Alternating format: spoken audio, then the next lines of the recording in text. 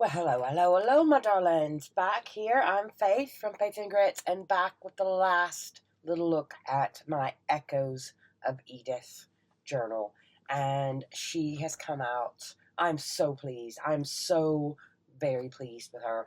So I'll look today now on how the final cover looks once it got bound in, and fill her pages back up, and have a little look at the wraparound extra journal cover closure that I've made. It's the first time I've ever made one like this as to use as a closure. So really, really pleased with how it's come out. So I do hope that you'll stick around and enjoy. So for you, my darlings, I'll be back in a tick. Well, my darlings, back with my Echoes of Edith, and all bound in now. So she is looking much slimmer, because of course I've had to empty it. So I am calling her Echoes of Edith, because really, I mean, what would she have thought of all this fuss over her drawings and her paintings? So look, I've got all bound in. There's a nice big gap here between the signatures. So there's room for expansion here. All bound in, empty. So that's about the size of her when she's empty.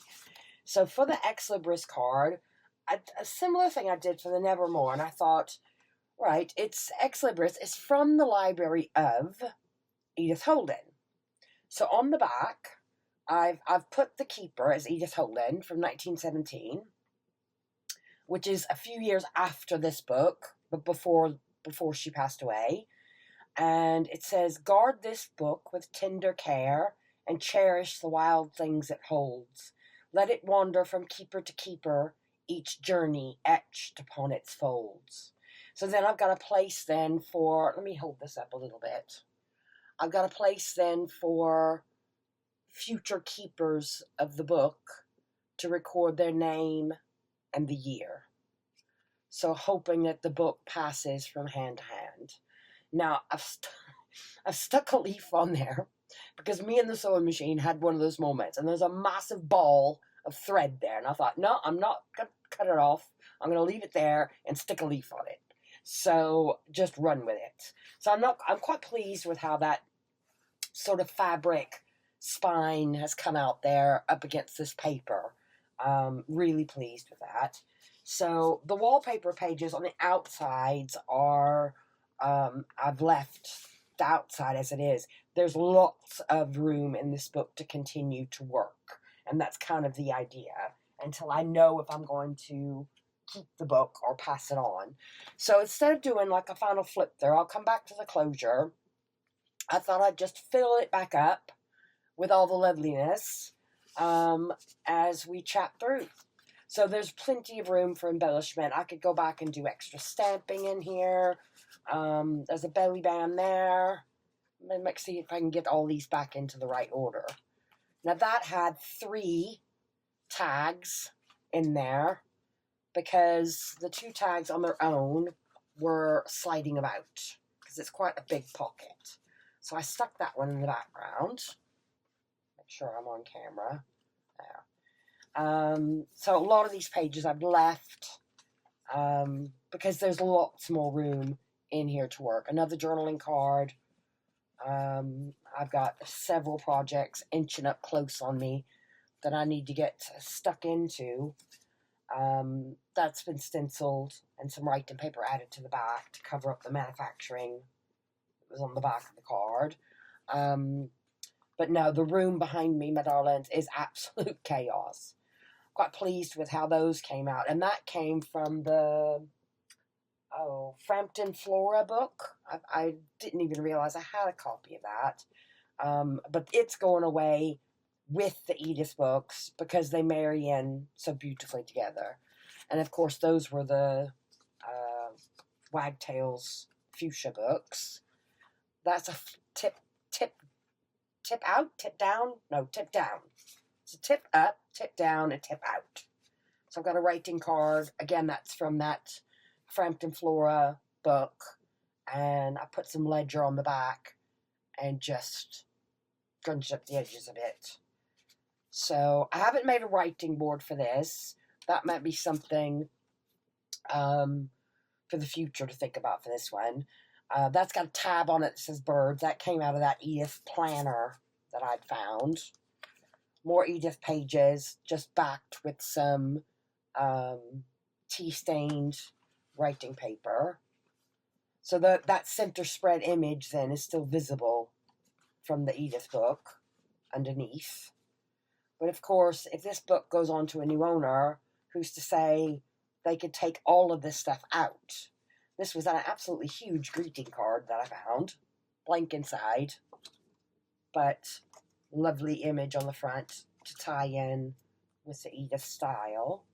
That was a tip up, and that had a little greeting card hidden up underneath, and a little pretty envelope there, tip down, and had two little writing cards from an old book page with just some rivets. Lovely. That's another piece of wallpaper, I think, and that was the napkins, playing about with the napkins and the freezer paper. Now, I've put a piece of tea-dyed paper on the back of that and sewed it through. But since that video went up, Jez over at Jez Creates left me a tip to tea stain my freezer paper before I do the napkins. So thank you for that, Jez. That's on my list to try next in my very near future. So that was another freezer paper envelope done with just a napkin. And I just can't believe how pleasing that is. And the texture of it as well, because it doesn't feel like regular paper. It's got a slightly different texture to it. Those embossed tucks, I think that was in there. That was the fabric on freezer paper. But no, I am going to cut me some freezer paper sheets down to size and get them tea-dyed for sure. All right, let's grab the next one. And, oh, I'm so glad I'm tucked up inside now. I haven't put anything in there yet. It is absolutely miserable out there. The rain today has just gone through your soul, honestly. It's been awful. That wasn't in there, was it? No, that won't fit in there. That must have been in here. Did that come out of there? There we go. And I'll come back to that. Or did I just hide it in there? I think I may have just hidden it in there. Make sure I'm on track here a second. Am I? I grabbed the wrong one. No, I haven't. No, I'm fine. Right, this is the Edith template. And I normally put some sort of date on there and hide it in there with my Easter egg. But I can't remember where I put my Easter egg. So we'll come across it now. I'll explain. Any of you ladies out there that don't know what an Easter egg is, it's like, oh no, pardon me. I've gone off track here somewhere. Did that one? Right, I've gone out of order. Give me a tick. All right, sorry about that. I picked up the wrong stack for the wrong signature. So that one's in there. And I love how that came out. Absolutely lush. That goes in here. A little tag on there. Those are left. That one came out lovely as well. Bit of lace on the top. Slide that in. And that was another book page that I found. And going through my botanical books, I've realized I've got a lot of botanical books that I picked up back in the beginning that I kind of now know I probably won't use because they're too modern or too glossy. So I need to do a bit of a declutter of my books. So again, that's just writing paper on the back. I have sort of laid her out to be more like a writing book. So there's not many sort of chunky elements in there. So that was from that China plate painting book. So that stays in here.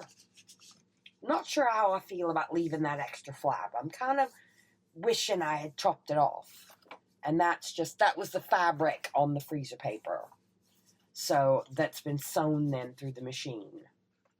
And Edith here, then cut down into that sort of tag shape on the top. That is possible to do with the punch. You just got to go back in and clean up. But don't try to do that on your punch without, with too thick a paper, because you can break the punch.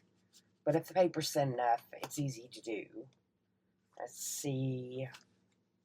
That lovely double page spread there that can be seen once these tags are brought out. It's a lovely bit of textured paper in there. A little bit of shine to it. And I think that's a Frampton Flora image. But I really like that. So I'm really pleased with how this came out. That is like an envelope closure. Nothing in it at the moment. But again, that was done with the napkin. And I still can't believe how lovely that feels with the napkin on it. It doesn't feel like regular paper at all. It's got a sort of more antique-y, vintage feel to it, really. And that was yes, that's got a piece of old sort of stationery, because I find these stationery kits sometimes in my local Salvation Army. So it's a bit of letter writing paper and a coordinating envelope. So that can get tucked up into there, hidden out of sight. And it is very much hidden out of sight. You flip the tuck up, and the letter is up under there. If it goes in straight. Oh, come on. Yeah, if it goes in straight.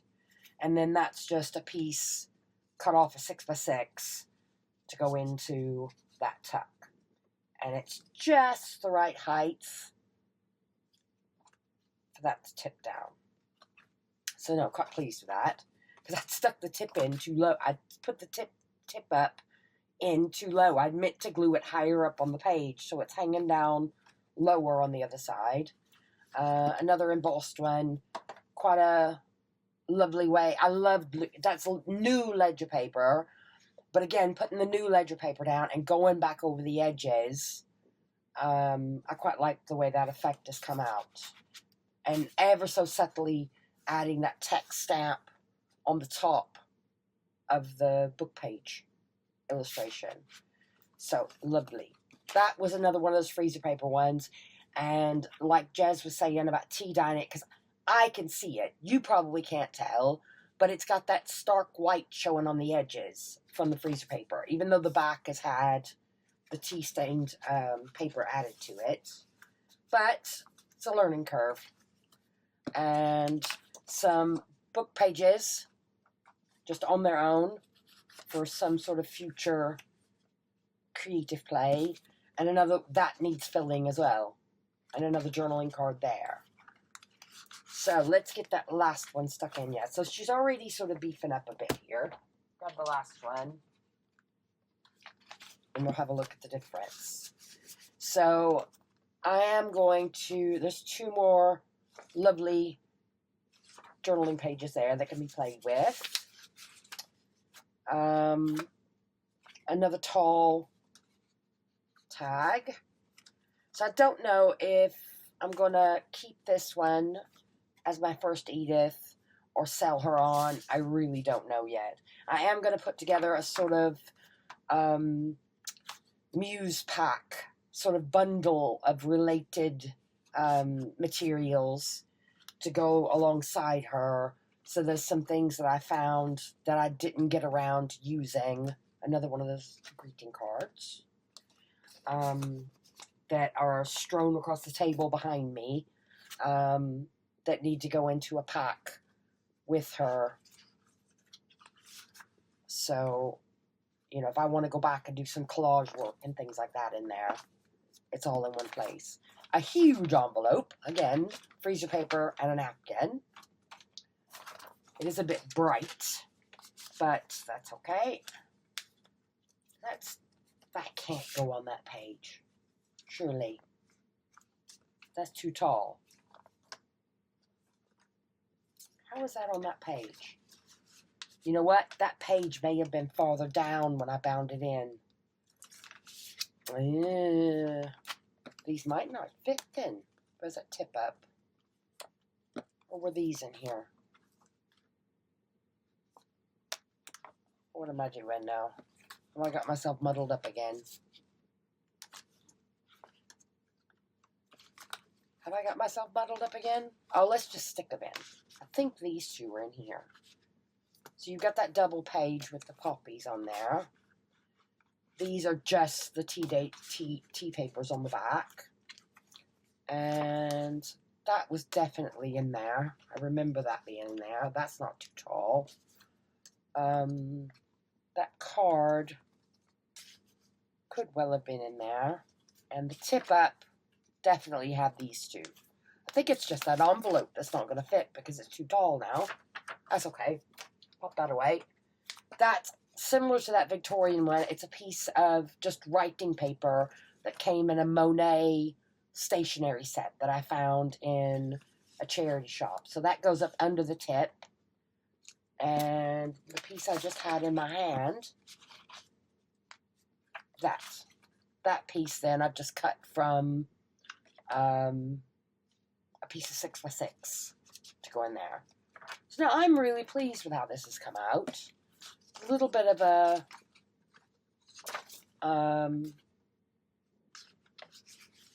work of love, as they say. But for my very first Edith, I'm pleased. Very pleased. So that goes in there. That tall skinny goes in there. And a loose piece of that china plate, because it's got then that illustration, but it's a perfect sort of blank piece to play on, really, whether you want to journal or paint or do whatever. It's not that blank white piece of paper staring back at you. That's my Easter egg. So what I explained about an Easter egg, and in the back pocket I did my own sort of from the title page of the book, I do my own sort of Faith and Grits card, and I normally whack something silly on the back of it, but for that I've just chosen some out of the sticker book EH for Edith Holden and popped that in there. So, my Easter egg. This whole book started with this piece of paper. This piece of paper started the whole book. The whole book came together in the end with this piece of paper.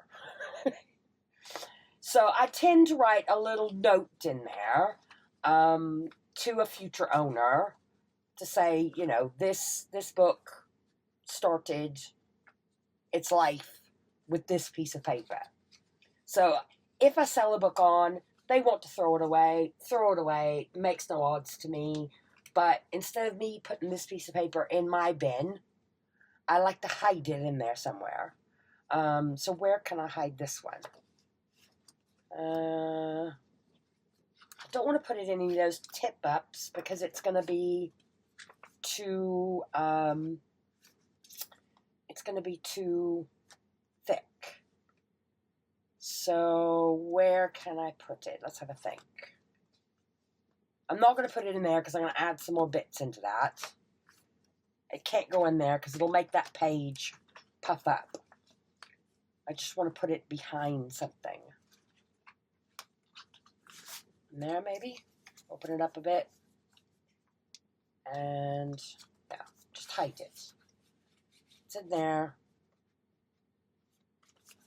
And it's just for somebody to discover, you know, the madness that this was.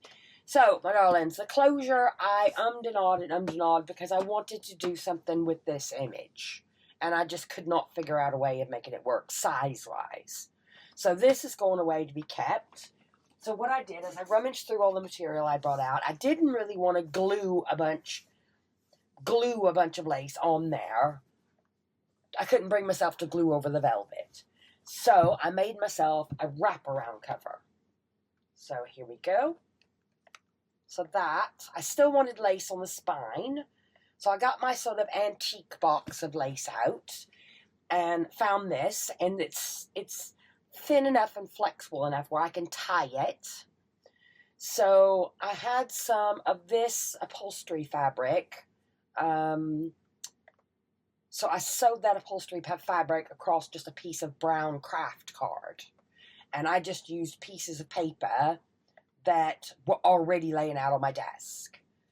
So there's a bit of Edith, bit of tea stain, that's a bit of Rachel, Edith, that's a piece of spare Rachel's paper, tea stained, a bit from that Frampton Flora book, a piece of Ledger, that's a freebie from Seven Plaza, I think, from ages ago. And that's a freebie from Seven Plaza, I believe, from ages ago. But I've made it elastic. So these pages can be brought out, played with, thrown away, done whatever to.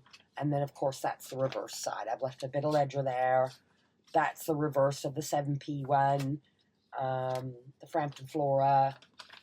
Because like that page there, I know it's going sideways, but what a lovely space to sit and collage something onto. So, no, quite pleased with how this has come out, because when I was doing it, I was really, really not sure. But I thought, no, I'm going to play, I'm going to play, I'm going to play. And, no, I'm quite pleased. Even though this upholstery fabric has driven me around the bin shedding. But it will eventually stop shedding. There's another piece coming off there.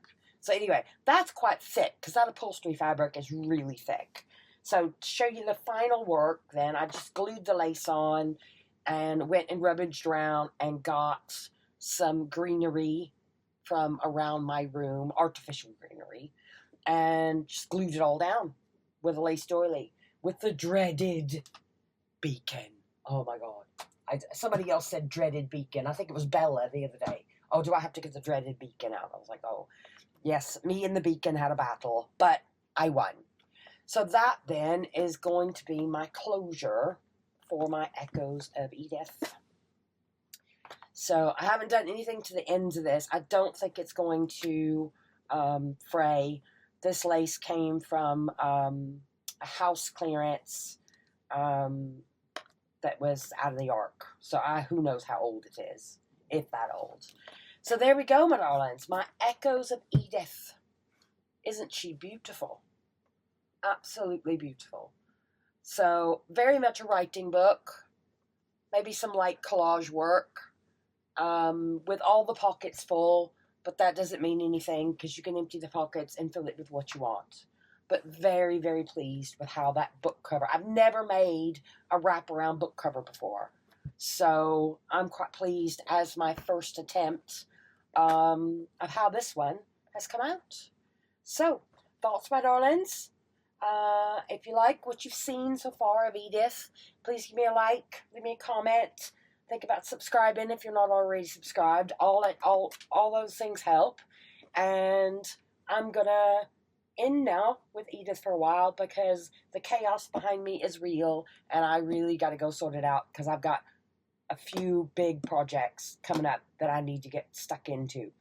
So thank you all ever so much, my darlings, for watching, and hope to see you back again soon. So bye for now.